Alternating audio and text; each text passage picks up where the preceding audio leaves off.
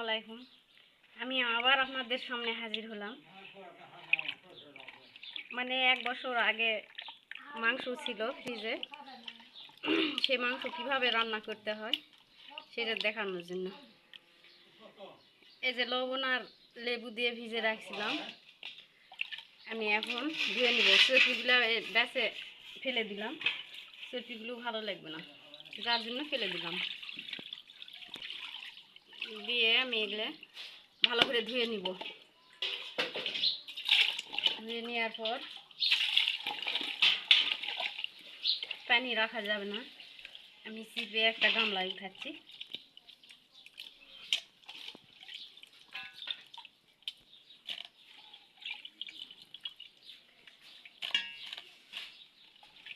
কুরবানি চলে আসছে, এই জন্য ফ্রিজ পরিষ্কার করতে হবে। আমি মনে করলাম যে আপনাদের সামনে একটু এই রেসিপিটা একটু দেখাই।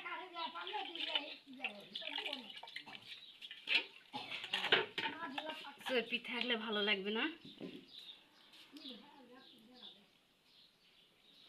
এরকম করে পানি নিংড়ে নিতে হবে, পানি থাকলে চলবে না।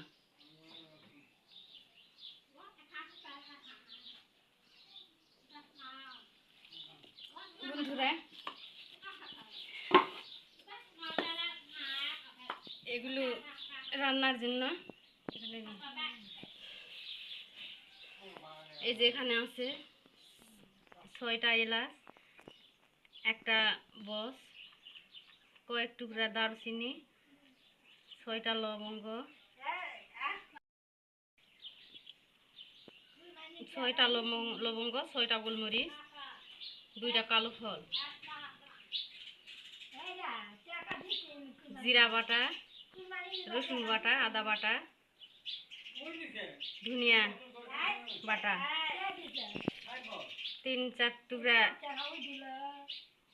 তেজপাতা নিলাম, ছোট মরিচ দেখে 6-7 টুকরা নিলাম, আর 9টা শুকনা মরিচ। এখানে শুধু লবণ আর হলুদ দিয়ে মেখে নিব। বন্ধুরা, আমি গ্রামে থাকি, এই গ্রামীণ পরিবেশ বুঝেনি তো কেমন, চিল্লি শত ইয়ার মধ্যেও করতে হয়, করার কিচ্ছু নেই। আমাদের পরিবেশটা এইরকম, গ্রামীণ পরিবেশ, চতুর্দিকে আওয়াজ, কোলাহল, এগুলো নিয়ে আমাদের জীবন।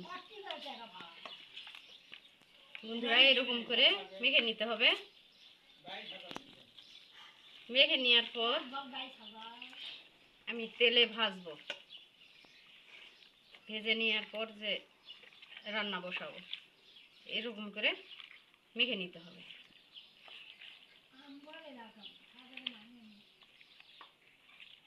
আমি এখন উনুনে যাব, আমার মাখা শেষ, এখন উনুনে যাব। এখন আমি কড়াইটা একটু গরম করে নিচ্ছি, তেল দিয়ে দিব।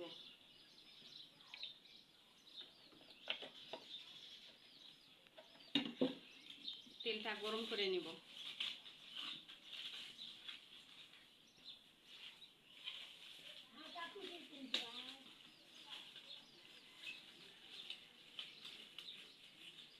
তেলটা গরম হয়ে আসলে মাংসগুলো ভেজে নিব।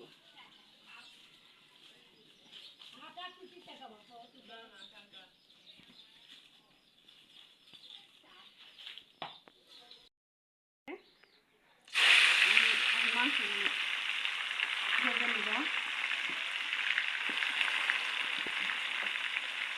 পানি ছেড়ে এরকম করে ভেজে নিব।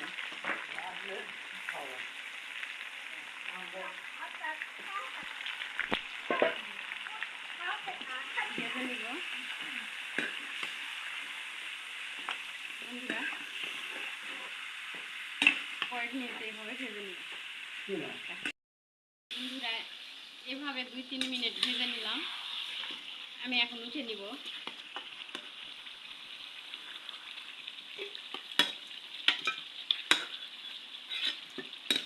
এরকম ভেজে ভেজে নিলে ভিতরে যে একটা গন্ধ ভাব সেটা থাকবে না। শহরের রান্না আলাদা, গ্রামের রান্নাও আলাদা। আপনারা একবার এরকম করে ট্রাই করে দেখবেন কেমন লাগে। আমি এখন দিব লবঙ্গ, এলাচ, দারচিনি, দুটা সাদা ফল, বস দিয়ে দিলাম। একটু ভেজে নেওয়ার পর তেজপাতা ওই তেলে দিয়ে দিলাম মশলাগুলো। আলাদা করে আর তেল দিব না।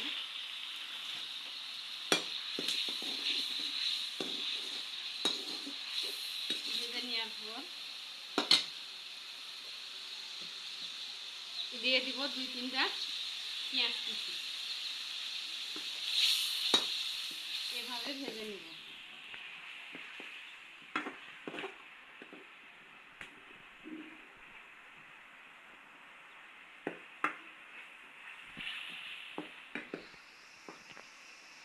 এভাবে ভেজে নিয়ে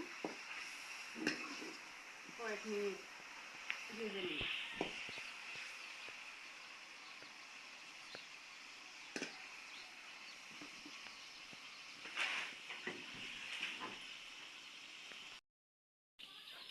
বন্ধুরা এরকম হয়ে আসলে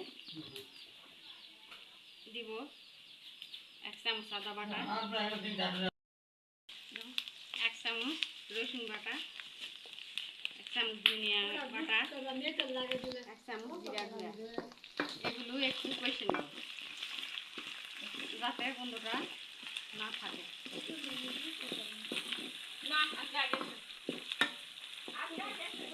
বন্ধুরা আমার গ্রামের বৃদ্ধ তারা সারাক্ষণ বাজার করতে থাকে, বেশি কথা বলে।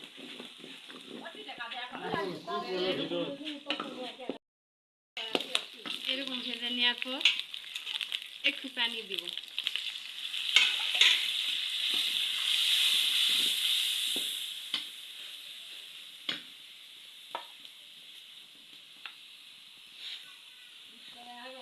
দিব 1 চামচ হলুদ গুঁড়া,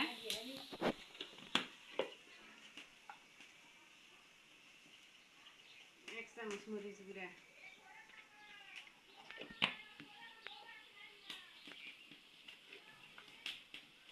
দিয়ে দিব 1 চামচ লবণ। দিয়ে এগুলো কষে নেব। কষে নেওয়ার পর দিয়ে দিলাম 9টা শুকনা মরিচ। আমি কিছুক্ষণ এগুলা কষে নেব। মশলা কষে নিয়ে আসে, এখন মাংস ঢেলে দিব।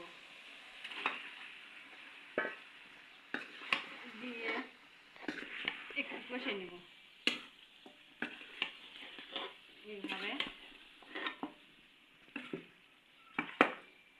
এভাবে রান্না করে দেখবেন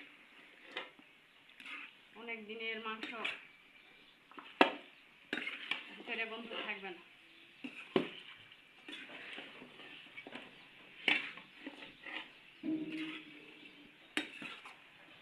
আমি এখন ঢাকন দিয়ে ঢেকে দিব।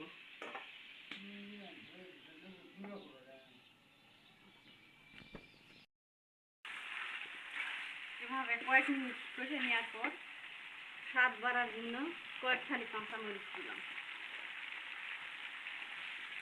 কাঁচামরিচ দিয়ে নেড়ে চেড়ে আবার একটু ঢেকে দিব।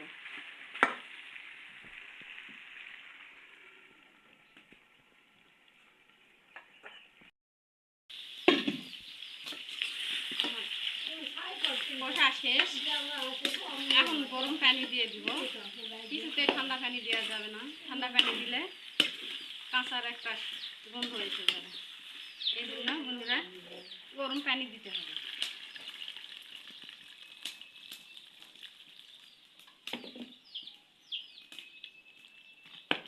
গরম পানি দিয়ে যতক্ষণ সিদ্ধ না হবে কমপক্ষে 30 মিনিট জাল করব।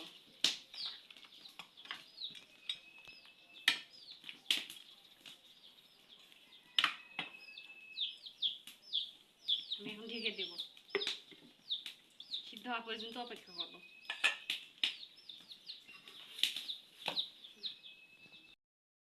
মাঝে মধ্যে একটু করে নেড়ে দিব,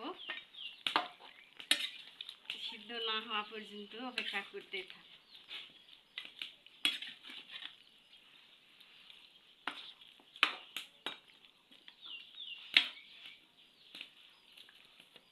মাঝে মধ্যে নেড়ে দিতে হবে। আবার এভাবে লেগেছে। আমার রান্না প্রায় শেষ, এখন নেমে রাখবো। বেশি সুরা রাখবো না, এভাবে মাখা মাখা সুরা। আমার রান্না শেষ, এখন চুলা থেকে নেমে নিব। রান্না শেষ, এখন আপনাদের দেখাবো। দেখেন কতটা সুন্দর কালার হয়েছে। এভাবে রান্না করে একবার হলেও দেখবেন,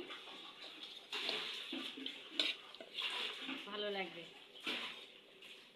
আপনারা তো বিভিন্নভাবে রান্না করে খেয়েছেন, এভাবে খেয়ে দেখবেন।